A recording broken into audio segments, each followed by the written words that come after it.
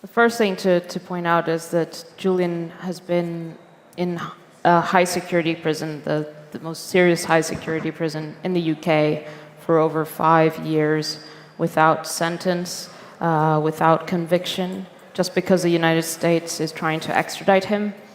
to face charges that carry a 175-year sentence. So for 5 years, since he was basically abducted from the Ecuadorian embassy, he has been fighting in the courts, and this process has gone through the courts, and on last Monday we were at a stage of potential sudden death,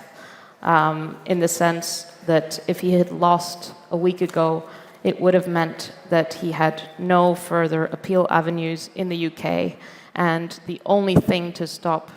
an extradition would then have been the European Court of Human Rights. But what happened was he won. He won on two interrelated points that actually go to the heart of the legal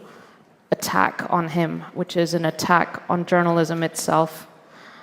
The British courts basically rejected US so-called assurances, a diplomatic note from the US government. The courts had asked for an assurance that Julian would be able to rely on the First Amendment at trial in the United States, and the United States replied saying he can seek to rely on the First Amendment, and anyone with a